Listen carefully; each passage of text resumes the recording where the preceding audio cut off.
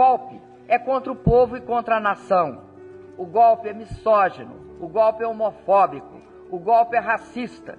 É a imposição da cultura da intolerância, do preconceito e da violência. Falo aos mais de 54 milhões e meio de votos. Falo principalmente aos brasileiros que durante o meu governo superaram a miséria, realizaram o sonho da casa própria, começaram a receber atendimento médico, entraram na universidade e deixaram de ser invisíveis aos olhos da nação. Eu vivi a minha verdade, dei o melhor de minha capacidade, não fugi de minhas responsabilidades, travei bons combates, perdi alguns, venci muitos e neste momento me inspiro em Darcy Ribeiro para dizer: não gostaria de estar no lugar dos que se julgam vencedores. A história será implacável com eles, como já o foi em décadas passadas. Nós voltaremos para continuar nossa jornada rumo a um Brasil em que o povo é soberano. Há 4 anos, no 17 de abril, a Câmara dos Deputados votava a aceitação do pedido de impeachment da presidenta Dilma Rousseff. Conduzido por Eduardo Cunha, do PMDB, a maioria da Câmara dos Deputados aceitou o pedido e a presidenta foi afastada. Aquele processo, um golpe, tinha características muito determinadas.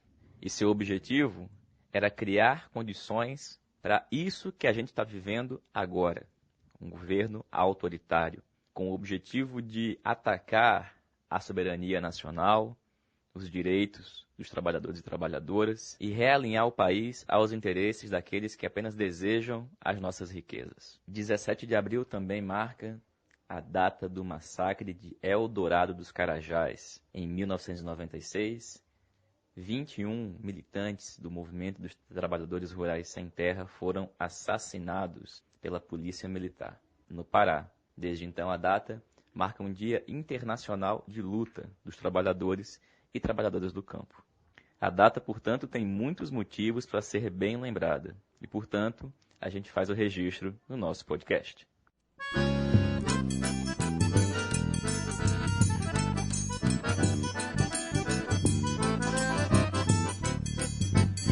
No episódio de hoje, 17 de abril de 2020, a gente comenta a pauta política da semana, uma análise dos editoriais dos jornais, a saída do ministro Luiz Henrique Mandetta e como fica agora no governo Bolsonaro.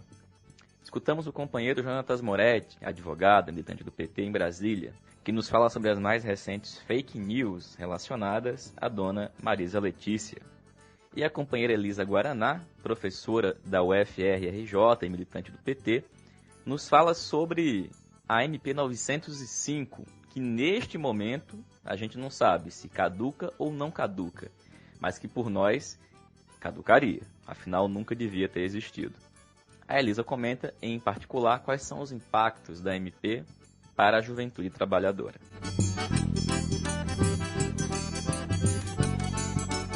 Já aviso e aviso depois de novo, que amanhã, sábado, dia 18, a partir das 15 horas, a gente tem uma plenária nacional intitulada Em Defesa da Vida, Fora Bolsonaro.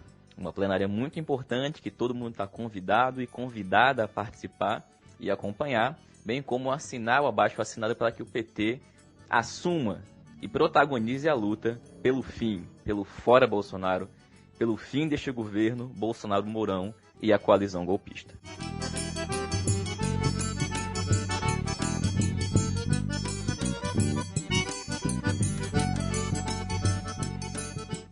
E por falar em Fora Bolsonaro, o capitão Conan, o maior aliado do vírus, o Brasil chegou essa semana em um novo recorde de mortes pelo coronavírus. Foram mais de 204 em um único dia e a média do país tem se mantido em crescente.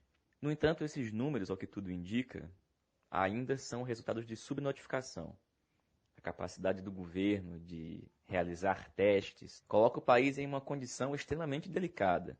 Afinal de contas, mesmo sem realizar a quantidade de testes necessária, adequada, os números apenas crescem em todo o país. E enquanto isso acontece, dentro do governo Bolsonaro, os conflitos entre eles apenas se aprofundam. E a polêmica da semana, mais uma vez, continuou sendo a permanência ou a demissão do ministro da Saúde, Luiz Henrique Mandetta. Durante toda a semana, a gente acompanhou as movimentações de demissão, de pedido de saída, mas nessa quinta-feira, dia 16, a demissão aconteceu e o Mandetta foi colocado para fora do governo. Nós vimos comentando que a presença do Mandetta no governo, desde que a disputa entre eles ficou mais evidente, era um elemento de análise de para qual caminho o governo estava caminhando. Se para uma solução com o Bolsonaro, seja por meio de tutela, seja por meio do convencimento, ou se outras medidas, como por exemplo o impeachment ou as tentativas de fazê-lo renunciar, seriam aquelas adotadas. Bom, Mandetta caiu. Caiu e ao menos nos editoriais dos grandes jornais, a opinião é de que o Mandetta perdeu o apoio, inclusive dos militares e de alguns ministros do governo. Ou seja, que tentando fazer os acordos para manter o Bolsonaro sob controle, também queria que o Mandetta ficasse sob controle. Como, para que o acordo se viabilizasse, era preciso que o Mandetta também cumprisse com a sua parte, e esse aparentemente não cumpriu, a opção feita foi pelo fora Mandetta e pelo Bolsonaro. Ou seja, neste momento, o conflito dentro da coalizão que sustenta o governo Bolsonaro adota a posição de manutenção. Evidente que, como a gente vai escutar agora, as cisões continuam profundas. Vejam só. Como vai? Sob controle. Tudo sob controle. Não sabemos de quem. Se você não conseguiu entender, mas esse aí é o Hamilton Mourão, o vice-presidente da República, que saindo hoje cedo da coletiva que foi a posse do ministro da Saúde, disse que tudo está sob controle, só não sabe de quem. Bom, para bom entendedor, meia palavra basta, mas nesse caso foi uma sentença inteira. Os conflitos dentro do governo Bolsonaro continuam existindo. As disputas pelos rumos do governo continuam existindo. Também nessa sexta-feira tem um elemento novo.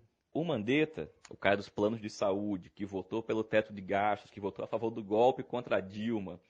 O cara do DEM, que foi demitido ontem pelo Bolsonaro, é do mesmo partido que o presidente da Câmara e do Senado, Rodrigo Maia e Davi Alcolumbre. E sabe o que aconteceu hoje? Depois de toda uma semana de discussão na Câmara, o Rodrigo Maia pautou e votou e garantiu os votos para a aprovação da conversão da medida provisória 900. E o que aconteceu hoje, um dia depois da demissão do Mandetta? O presidente do Senado não coloca em votação e não assegura que irá colocar em votação a MP no Senado. Mais do que isso, a relatoria da MP no Senado vai para o senador Rogério Carvalho, que é o líder do PT no Senado. Ou seja, movimentos do lado de lá. E é por isso que, enquanto o lado de lá se movimenta, é fundamental que nós também nos movimentemos. Todas e todas que possam participar, amanhã, a partir das 15 horas, acompanhem a plenária nacional em defesa da vida fora Bolsonaro, convocada pelos militantes do partido, que foram os signatários daquela proposta de resolução apresentada na última reunião do Nacional do PT, que convocava o partido a assumir essa bandeira e se movimentar, e se mobilizar em prol do fora Bolsonaro. Neste sábado vai ser um importante movimento, um importante ato, que além de continuar defendendo os direitos do povo, de continuar apresentando medidas que resolvam as questões mais imediatas, além de promover campanhas de solidariedade que também permitam às pessoas ter acesso à comida, a remédio, à moradia, a solução da maior parte do problema passa pelo fim deste governo. Como nós falamos, Bolsonaro é o maior aliado do vírus. E é por isso que eu convido todas e todas a participarem amanhã. Para acompanhar, entra no Facebook, na página Fora Bolsonaro e Mourão. A transmissão vai estar acontecendo por lá, mas também no YouTube. Enfim, sigam perfis como o Jornal Página 13, como os perfis da Juventude da Articulação de Esquerda. Todos eles amanhã vão estar replicando, reproduzindo esta plenária nacional.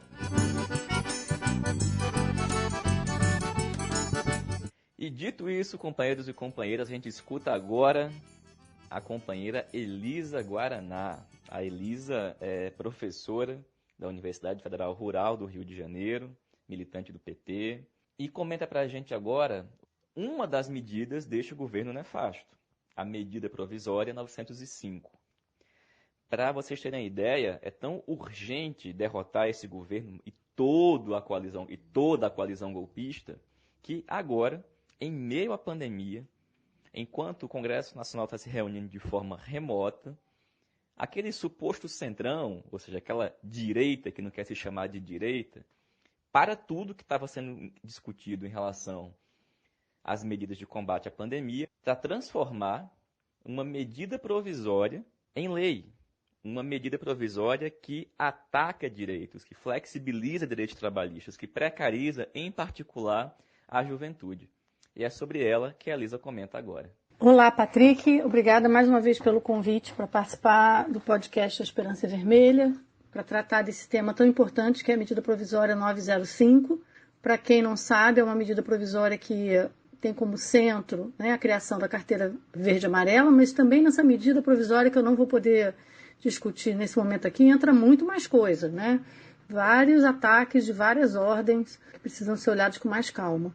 Mas a medida provisória 905 é o maior ataque do governo Bolsonaro aos trabalhadores brasileiros desde o início do seu governo. A MP traz o aprofundamento da desreforma trabalhista e da Previdência e ataca diretamente os trabalhadores e as trabalhadoras, e em especial os jovens, e os com mais de 55 anos, além dos trabalhadores rurais, que são, em tese, os que seriam beneficiados pela MP 905. Veremos que não. Na verdade, eles são atacados pela MP 905. Mas, ao fim, na verdade, a MP ataca todos os trabalhadores, uma vez que a MP permite a contratação dos trabalhadores nesse regime, que a gente vai ver um pouco sobre o que é hoje, né, em até 25% do total da folha, o que vai ampliar o ritmo de desemprego que já vem ocorrendo no país antes mesmo da pandemia, mas aprofundado pela pandemia, uma vez que não tem havido, por parte do governo fascista de Bolsonaro e Guedes, qualquer esforço para impedir as demissões. A MP, ela se baseia na média apurada na folha de 1º de janeiro a 31 de outubro, ou nos últimos 3 meses. Então, nesse período, se avalia qual o tamanho da empresa, qual o tamanho da folha e o que seriam esses 25% que poderiam ser contratados a mais, né, para compor. Mas o que impede as empresas de demitirem e, em 3 meses depois, contratarem novos empregados nessa condição aviltante? Nada, né?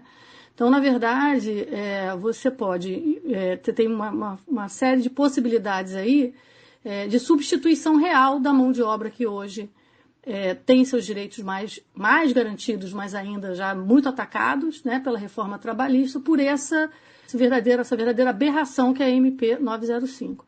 Então, a MP, por exemplo, ela só proíbe que trabalhadores, quer dizer, se ela tem alguma regulamentação, na verdade não tem nenhuma regulamentação sobre a contratação desses novos trabalhadores, em termos de origem. No caso dos já contratados, né, que são, assim, ela em tese proíbe a substituição, porque em tese ela afirma que trabalhadores não poderão ser contratados ou transformados nessa nova forma de contrato, e não poderão ser contratados, se desligados, né, da empresa, antes de 6 meses. Considerando que essa MP vai valer até 2022, essa possibilidade de substituição também está prevista. Quer dizer, não só a gente imagina que haverá um esforço mais importante aí de demissão do quadro atual, para daqui a um tempo curto, aí, contratação nessa condição, como os próprios demitidos poderão ser contratados 6 meses depois, caso isso seja possível no caso das empresas. Mas o mais grave é justamente essa substituição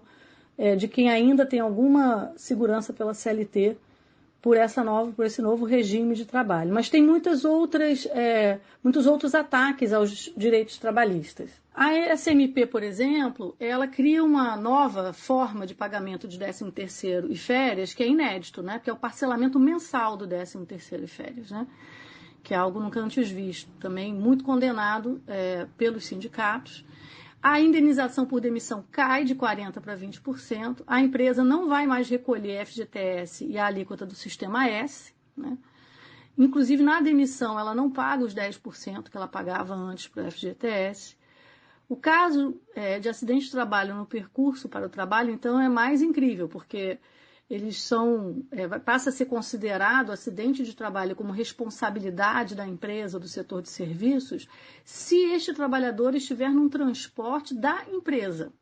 Então, hoje a CLT assegura que é considerado, né, acidente de trabalho, e você pode demandar isso, se você, no percurso casa-trabalho, não importa em que transporte, sofre um acidente de trabalho.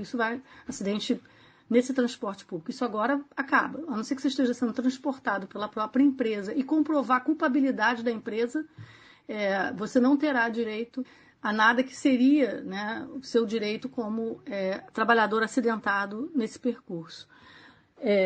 O texto ainda mantém a autorização que tinha sido amplamente debatido e tinha caído na reforma trabalhista de trabalhos sábados, domingos e feriados para o setor bancário e telemarketing.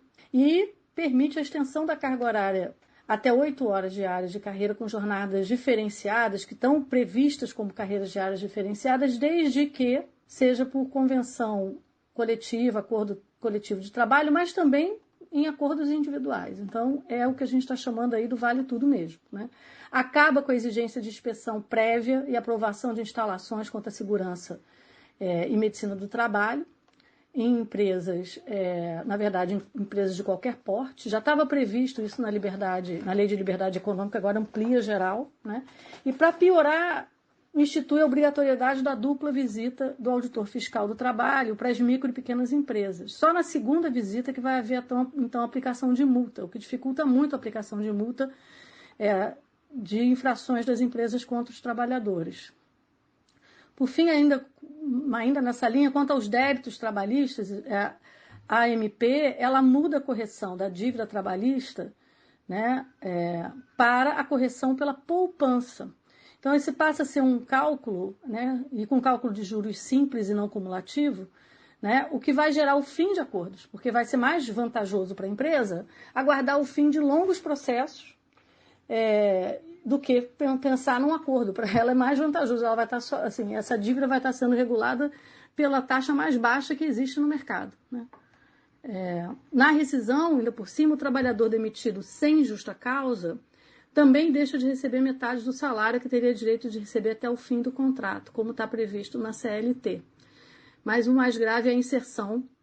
Mais uma vez, eu acho que isso realmente é o que a gente precisa denunciar com muita força, de que acordos e convenções entre, né, empresas e trabalhadores estarão acima da CLT e da jurisprudência do Tribunal Superior do Trabalho, que também havia caído na reforma e agora volta nessa MP. Então, esse é um vale tudo mesmo, né? E um ataque direto à CLT. Se a MP ataca todos os trabalhadores, porque vai promover a substituição dos trabalhadores com regime de trabalho regulamentado pelo vale tudo, é especialmente perversa com os jovens, os trabalhadores do campo e os acima de 55 anos. Então, com um falso discurso de estar garantindo emprego para os jovens que estão fora do mercado de trabalho e para os que para os acima de 55 anos, que, como diz a MP, foram os mais penalizados com a reforma da Previdência, cria condições desiguais, com menos direitos trabalhistas e que promoverão jornadas ainda maiores, incluindo domingo e feriados para os bancários e para o setor do telemarketing. Para entender o que isso significa, a gente precisa, então, desnudar um pouco a falsa oposição criada por Bolsonaro, ainda na campanha, né, em que ele afirmava que os trabalhadores terão que escolher entre um emprego ou os direitos trabalhistas, né, Patrick? Isso era lema da campanha dele, que ele voltou a falar com muita força no começo do governo, ao longo desse primeiro ano. Em um ano desse governo fascista, o que a gente viu, na verdade, né, o que a gente viveu foi menos direitos trabalhistas e mais desemprego.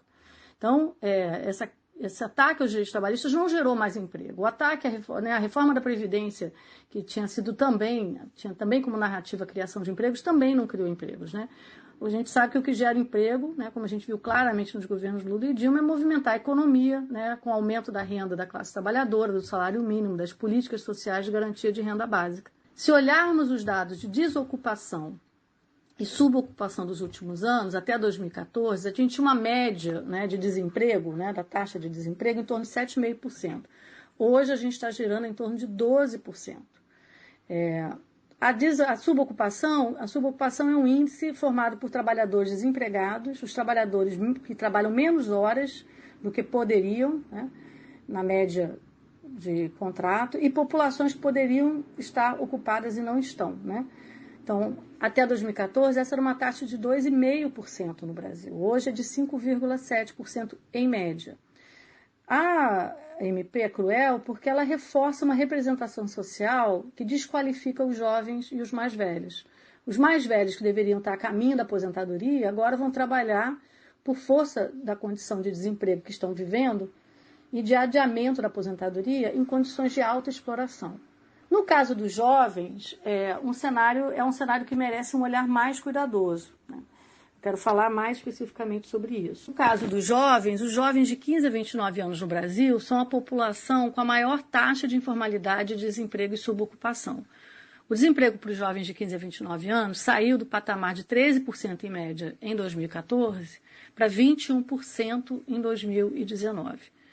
A subutilização sai de 26% em 2014 para 37% dessa população. A única taxa que permanece alta e cada vez mais alta é a informalidade. Nos governos Lula e Dilma era de 41% em média. E hoje está em 46%. Eu vou falar um pouquinho mais sobre isso. Mas entender esses dados implica entender o que diferentes políticas de governo podem gerar. Nos governos Lula e Dilma, a taxa de desemprego juvenil ainda estava acima da média nacional, mas a de participação dos jovens no mercado de trabalho caiu. Diferente de períodos anteriores, isso não foi junto com um aumento geral de desemprego. O que pode ter afetado a participação dos jovens no mercado de trabalho, a queda dessa participação, é a ampliação do acesso à educação no país e o aumento da renda familiar básica. Por outro lado, permaneceu a alta precarização do trabalho juvenil, com alta rotatividade dos jovens nos postos de trabalho, que é uma característica clássica do trabalho juvenil, né?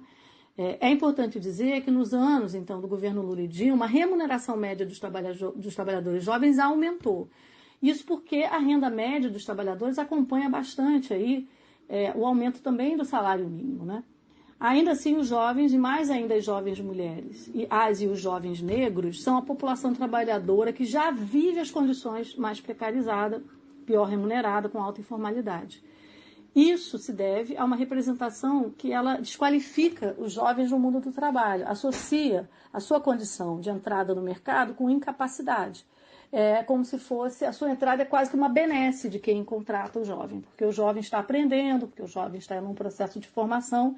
Na verdade, o que ele acaba se tornando é uma mão de obra barata e altamente explorada.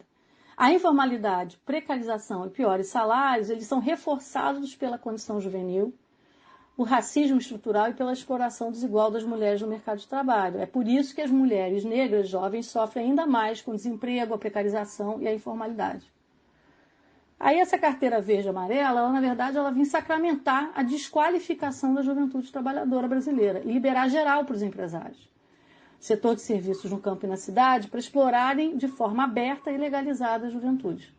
A redução de jornada para os jovens estudantes, nessa nova versão da MP, ela só vai ser possível mediante um acordo individual. É um verdadeiro absurdo isso, né? É o oposto de tudo que se tentou fazer ao longo dos governos Lula e Dilma, e mesmo antes, porque você tem iniciativas que começam ainda no governo Fernando Henrique Cardoso, que são aprimoradas no governo Lula e Dilma, que eram justamente iniciativas de controlar essa entrada, associando ela ao espaço escolar. Então, tanto o Jovem Aprendiz como o Programa Nacional de Primeiro Emprego, ele exigia que os jovens estivessem estudando, né? E era fiscalizado, e exigia a garantia de uma jornada diferenciada.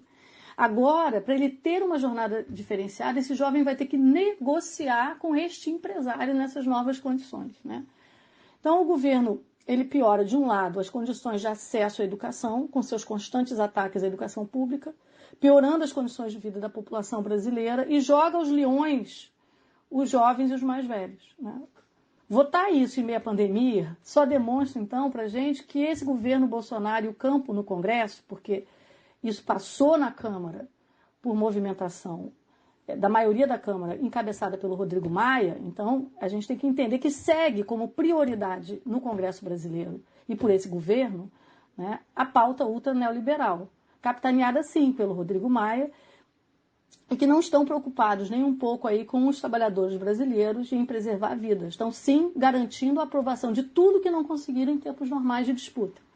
Diferente da maioria dos países que estão focados na pandemia, no Brasil a elite brasileira segue, como sempre, focada na expropriação e na usurpação da classe trabalhadora. A gente tem que continuar mobilizados até segunda-feira, porque a MP saiu de pauta hoje, porque não há acordo no Senado, né, para que ela se mantenha, para que ela fosse votada. E aí tem questões que não dizem respeito, obviamente, ao mérito, porque tem mais a ver. Nós, como a oposição, se colocou, obviamente, esse tempo todo fazendo de tudo para derrubar a MP. Mas o campo que entrou agora na batalha não está preocupada com o mérito. Está preocupada, na verdade, com uma disputa que pode estar para além, especificamente, do que diz o mérito dessa MP.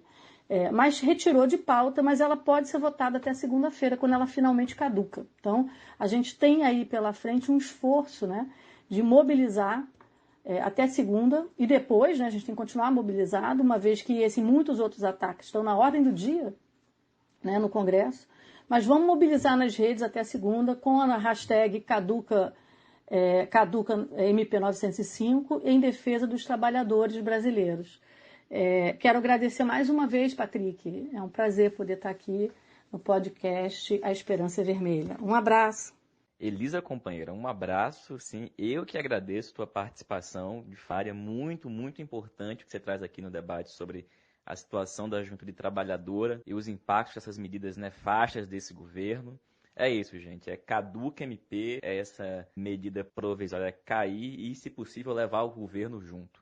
Pessoal, a gente escuta agora o companheiro Jonatas Moretti. Moretti é advogado, militante do PT em Brasília, e fala com a gente sobre uma fake news que começou a circular na sexta-feira passada e que essa semana cresceu, já foi desmentida, mas continua sendo reproduzida, que diz respeito a um suposto valor milionário pertencente à dona Marisa Letícia. O Moretti comenta pra gente como foi que aconteceu, qual que é a origem dessa fake news e quais são, enfim, os desdobramentos dela. Olá, camarada Patrick. Olá, demais ouvintes do podcast Em Tempos de Guerra, A Esperança Vermelha. Então, na sexta-feira passada, dia 10 de abril, mais uma vez a dona Marisa Letícia foi vítima da atrocidade, da maldade e das fake news perpetradas pela direita raivosa. Desta vez, os algozes foram os filhos do cidadão que atualmente ocupa a presidência da República, 02 e o 03, e da secretária nacional de Cultura, Regina Duarte, além de outros sites da direita como O Antagonista. O juiz do processo de inventário da dona Marisa, em um despacho, perguntava ao inventariante, que no caso é o companheiro Lula, se os valores das debêntures seria correspondente ao valor nominal de R$100 cada. Na ocasião, o juiz confundiu duas coisas sem nenhuma conexão. Ele misturou CDB com debêntures. Debêntures é algo que a dona Marisa nunca teve, conforme reconhecido pelo próprio juiz em outras petições. Segundo a interpretação equivocada do juiz, dona Marisa, só com esse investimento, teria um patrimônio superior a 256 milhões de reais. Como o despacho é público, os bolsonaristas começaram a repercutir fotos do despacho do magistrado com a informação de que dona Marisa teria toda essa fortuna. A repercussão na fake news foi tão avassaladora que a mentira virou o assunto mais comentado no Twitter na sexta-feira passada. No mesmo dia, em resposta, os advogados do Lula, que é o inventariante da herança, peticionaram no processo esclarecendo toda a confusão, informando que, na realidade, o investimento em CDB da dona Marisa Letícia totalizava um valor de pouco mais de R$26 mil, ou seja, 1000 vezes a menos do que a fake news noticiada nas redes sociais. Para comprovar tal informação, foi juntado inclusive o extrato do banco confirmando este valor de pouco mais de R$25 mil.